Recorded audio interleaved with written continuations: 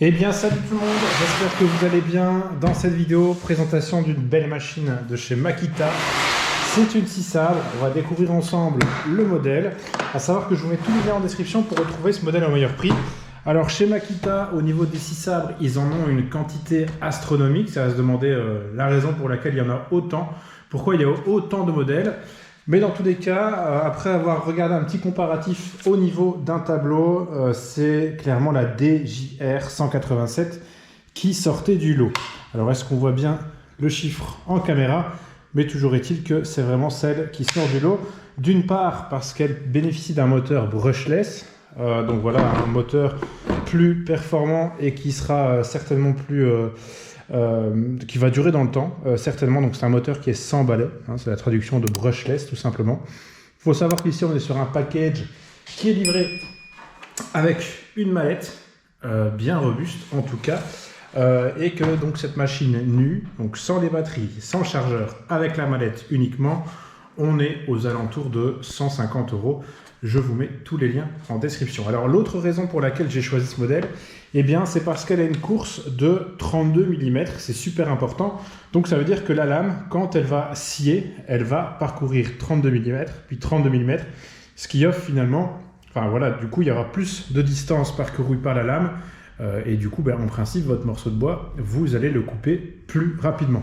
Alors je dis morceau de bois, ça peut être aussi également de l'acier, hein, je pense notamment aux personnes qui doivent démonter des châssis, des vieux châssis en aluminium. C'est aussi une possibilité de faire de la découpe.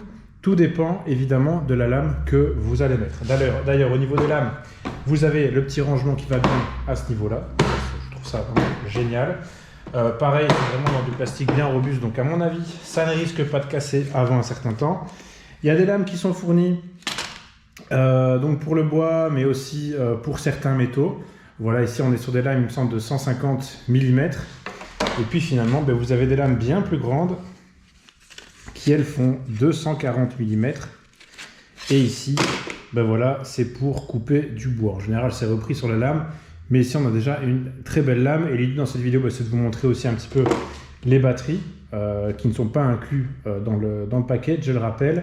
Mais vous pouvez aussi trouver ce genre de batterie à un bon prix dans les liens que je vous mets en description. Alors ici on est sur des batteries de 5 ampères-heure, donc c'est déjà une très haute capacité. Forcément, donc pour ceux qui ne le savent pas, au plus ce chiffre au niveau des ampères-heure sera gros. Il me semble qu'il y a aussi des batteries 6 ampères-heure. Au plus vous aurez d'autonomie. Donc on est sur un modèle aussi qui est 18 volts au niveau de la puissance, donc c'est quand même, c'est déjà très bien. Il y a du 12 volts il me semble chez Makita aussi, mais je ne suis pas sûr. Et toujours est-il que la batterie, en fonction de sa capacité, eh bien là, elle va représenter un certain poids. Donc voilà, ici, voilà, c'est du 5 ampères, donc elle fait déjà peut-être 400 grammes à vue de nez, comme ça. Mais sachez que pour plus de confort de travail, vous pouvez mettre du 4, du 3 ampères-heure. Maintenant, forcément, la durée de travail va aller en diminuant au plus son poids est léger et au plus l'ampérage est faible. Alors, il y a aussi d'autres modèles chez Makita qui proposent 2 batteries. Donc, vous avez quand même une sacrée grosse machine. Hein, surtout avec 2 batteries, ça fait déjà un poids qui est quand même relativement conséquent. De mémoire, ici, on est déjà à 3 kg. Donc, on rajoute un demi-kilo en plus quand on travaille à bout de bras pour couper un arbre, élaguer des branches, etc. Ça peut vite devenir très lourd. Et finalement, ici, avec une seule batterie, dès lors que vous en avez 2, vous pouvez alterner, en charger une pendant que l'autre travaille. Tandis que forcément, si vous avez un modèle avec 2 batteries, eh bien vos 2 batteries seront vides en même temps. Et du coup, il faut plus de batteries au final. Donc finalement, je pense que ce modèle, une seule batterie, est vraiment top. Parce qu'au niveau du poids, il n'y a pas photo. C'est certainement plus confortable d'utiliser ce modèle à la place d'un modèle double batterie. Alors avant de passer à la découpe, on va parler un petit peu ici du sabot. Donc pour ça, je vais enlever la batterie. Hein. Ça, c'est une sécurité élémentaire, évidemment, pour éviter toute catastrophe. On va pouvoir régler le sabot. Donc, vous voyez, on lève ici ce levier. Et puis, oups, je l'ai enlevé. Le sabot, vous avez un crantage. Et en fonction de ça, vous allez venir le verrouiller de cette manière-là. Le sabot, ça va permettre en fait de faire travailler certaines zones de la lame. Alors par exemple, imaginons la lame qui est engagée ici.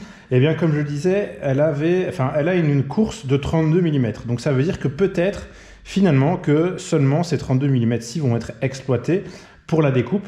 Et forcément, c'est bien dommage de perdre tout le reste. Donc il y a moyen évidemment de modifier la profondeur du sabot pour faire travailler d'autres zones de la lame. Donc c'est vraiment à ça que sert la modification au niveau du sabot. Alors au niveau de la lame, c'est extrêmement simple à engager. Donc pareil, on enlève toujours la batterie. Ici, je vais la glisser dans la petite fente. Et voilà, ma lame est posée. Il n'y a aucun souci, ça se fait très facilement. Et pour l'enlever, on vient tout simplement faire levier avec cette partie-ci. Et vous voyez que la lame se désengage tout simplement. Donc ici, je mets la lame. Et puis, je l'enlève en tournant simplement à ce niveau-ci. Forcément, là, on le fait en général sans les doigts parce que la lame est chaude. Mais vous voyez que sans les doigts, simplement ici, en faisant pivoter cette partie,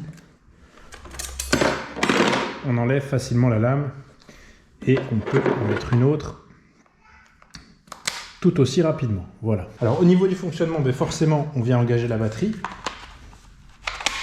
Voilà. Et puis, on a notre gâchette. Alors, pour la gâchette, justement, on a un variateur de vitesse. Du moins, on a 2 vitesses qui sont disponibles. On a ici le mode verrouillage, on ne sait plus rien en faire. On a la vitesse 1, donc ça, c'est plutôt pour les aciers doux, comme de l'aluminium, par exemple, si vous faites de la découpe d'aluminium. Et la vitesse 2, qui là, c'est plus pour du bois, tout simplement. Et là, donc, c'est pleine puissance. Je repasse en vitesse 1. Ça ne se voit pas nécessairement en vidéo, mais je pense qu'à l'audio, vous entendrez une différence au niveau du moteur. Alors, on a ici le crochet pour éventuellement accrocher sa scie un peu n'importe où. Et voilà, on aura fait le tour, donc globalement, de la chose. Je vais encore enlever la batterie parce que j'aimerais bien vous montrer autre chose. Et finalement, je la remets.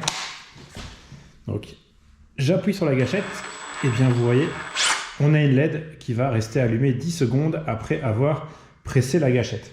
Donc, si on appuie un petit peu sur la gâchette, la LED s'allume automatiquement pendant 10 secondes après utilisation. Ça peut être sympa, hein, ça, si on va couper un peu dans la pénombre, sous des arbres éventuellement. Donc voilà, ça, on a fait le tour de la machine, donc, qui, je le rappelle, doit faire plus ou moins 3,2 kg, 3,4 kg avec batterie. Je vous mets quand même les liens pour tout ce qui est chargeur. Évidemment, c'est toujours intéressant d'en avoir un, c'est nécessaire. Évidemment, si vous êtes parti sur une gamme Makita, l'idéal c'est que vous pouvez utiliser vos batteries, le chargeur pour tous les appareils. Donc pour ça, c'est plutôt cool. Et donc maintenant, on va simplement couper quelques petits morceaux de bois pour vous montrer un petit peu comment ça fonctionne. Voilà, vous voyez que la course est vraiment importante, hein, donc les fameux 32 mm, super important pour vraiment débiter du bois rapidement.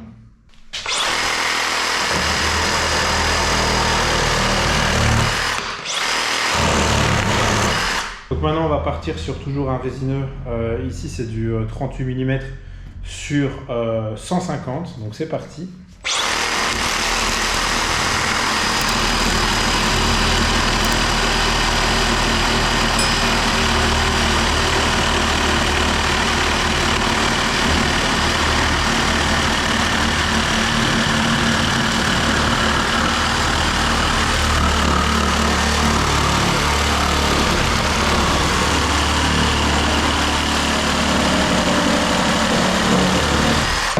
Donc vous voyez que finalement ça a été vraiment rapide. À ce niveau-là, ça fait une découpe qui est vraiment très propre, même si c'est pas du tout ce qui est recherché. À savoir aussi que j'aurais certainement pu aller couper plus vite si j'avais appuyé un petit peu plus fort sur la machine. Là, j'ai vraiment laissé la lame faire son travail tout simplement. J'espère donc pour conclure cette vidéo que la présentation de cette machine vous aura plu. Évidemment, c'est pour bosser essentiellement, je pense, en extérieur ou pour casser des choses à l'intérieur comme un plancher, des châssis, etc. Pour faire du travail brut, hein. C'est pas du tout dans la finesse qu'on utilise une scie sabre. Donc je le rappelle, ici j'ai pris le modèle DJR 187 après un long comparatif. Donc super bon modèle en tout cas. Je vous mets de nouveau tous les liens en description pour le retrouver au meilleur prix. J'espère en tout cas que cette vidéo vous a plu. N'hésitez pas à mettre comme d'habitude un petit pouce vers le haut, à vous abonner éventuellement et aller checker les liens au bas de la vidéo dans l'espace commentaire. Je vous dis à bientôt pour d'autres vidéos. Salut!